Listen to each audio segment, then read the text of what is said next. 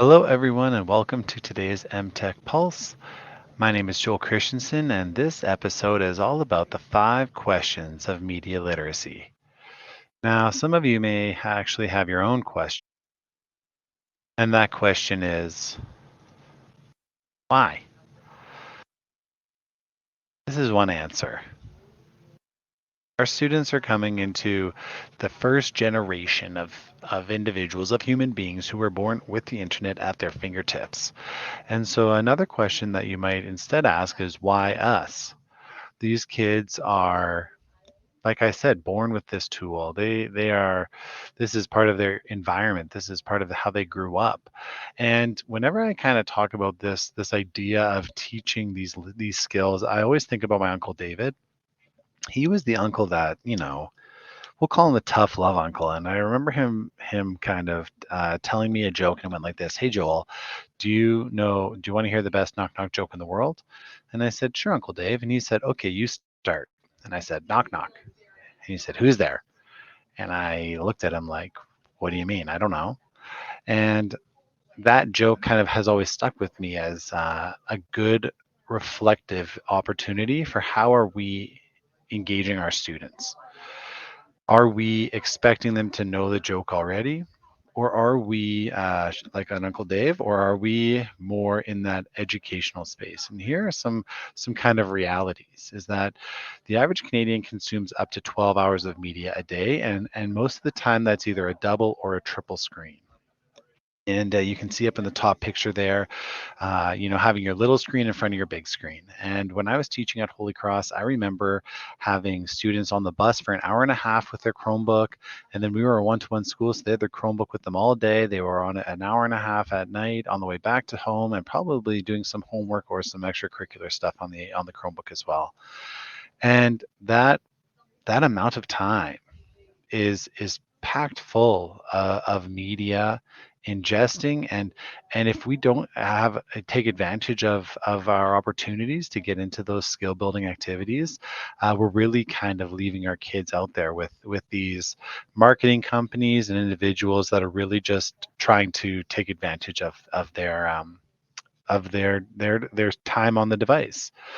And when we look at the AI elements of it, it kind of complicates everything. We've got shallow fake videos. A shallow fake video is a video where you've got someone who maybe there's already a video of you out there, but it's being edited in some way. So it starts off as a legitimate video, but then it gets kind of doctored up. There's also deep fake videos where it's completely fabricated. There is no true element to it.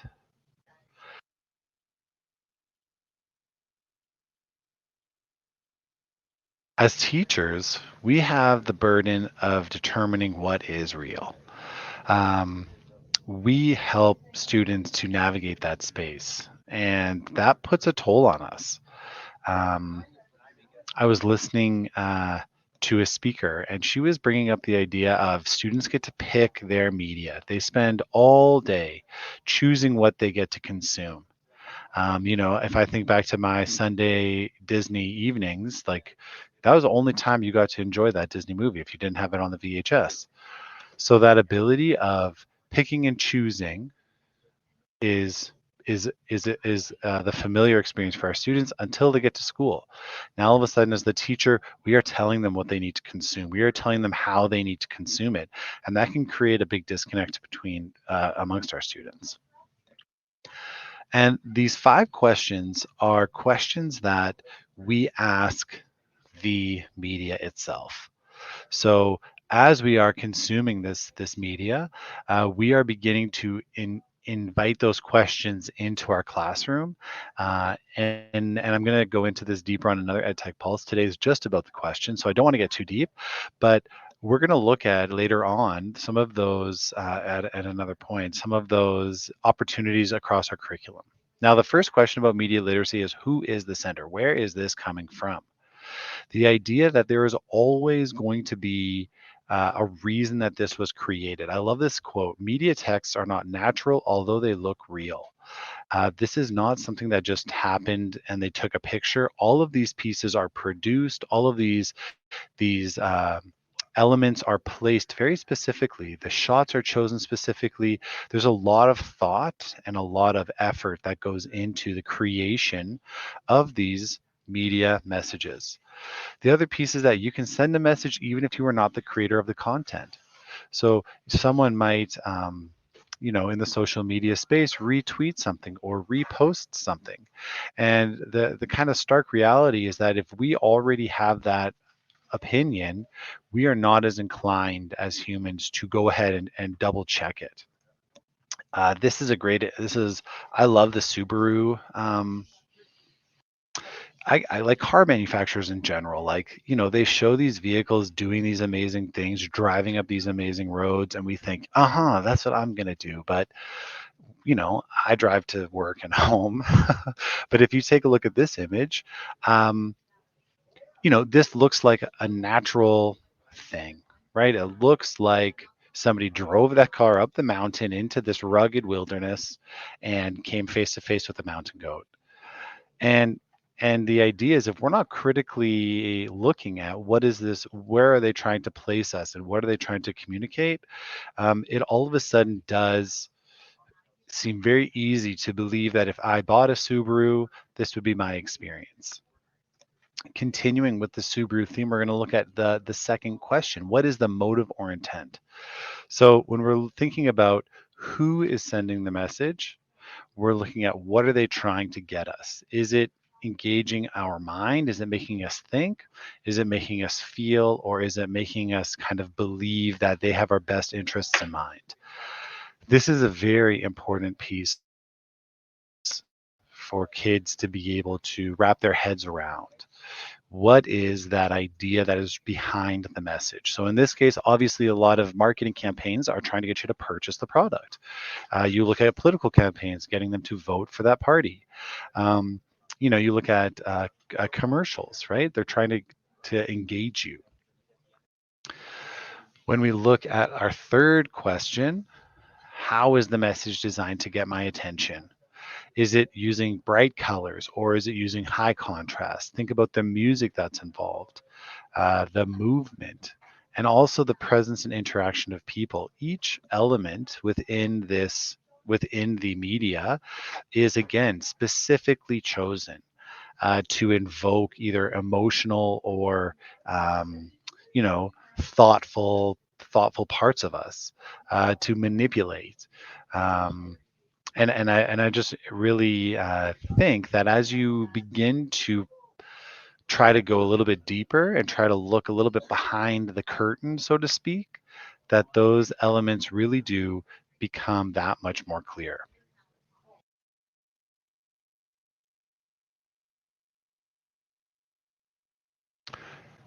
A couple examples, sticking with that Subaru, skip the weather report, right? Makes me feel like if I get in the back, so this is my feeling, right? Logically, I know that I'm always going to have to know the weather report, but I feel like I can conquer anything.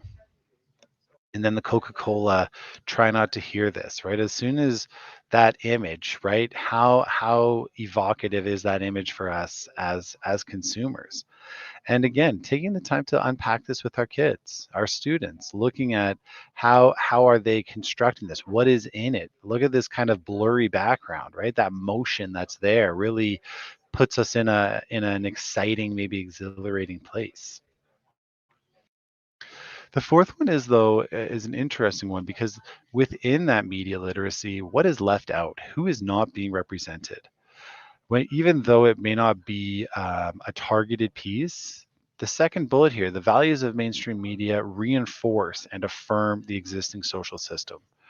So if this is what I'm being bombarded with all day, or if this is what I'm consuming all day, how does that make me? How does that frame my thinking when I'm in these different situations?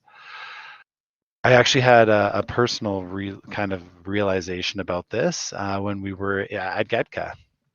We were presenting on AI, Nicole and I, and Phil Scott, and we were looking at Like I had brought an example where we were using AI to create those source-based analysis questions.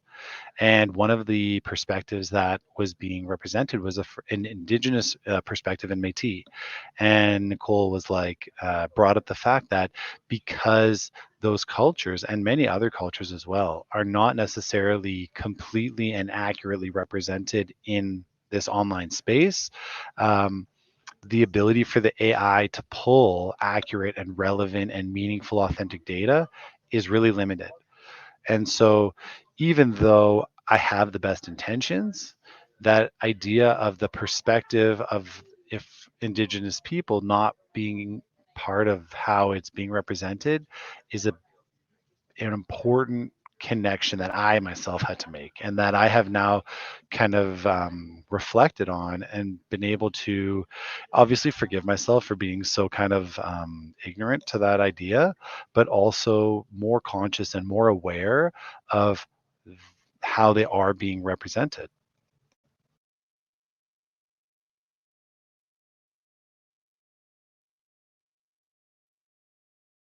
And the fifth and not least important at all is who benefits and problem. When we are looking at who is going to be getting from this ad or this message, um, again, taking that second to look a little bit deeper, to push the thinking further, and to engage that critical discussion as a class is a wonderful opportunity. This is a quick intro to the first 5 questions of media literacy, and in sequential EdTech Pulses, we're going to do a little bit of a deeper dive into techniques for teaching and learning, opportunities and activities for exploring, as well as resources available to teachers to support them exploring these super important topics within their classroom. Have a wonderful day and hope to see you next time.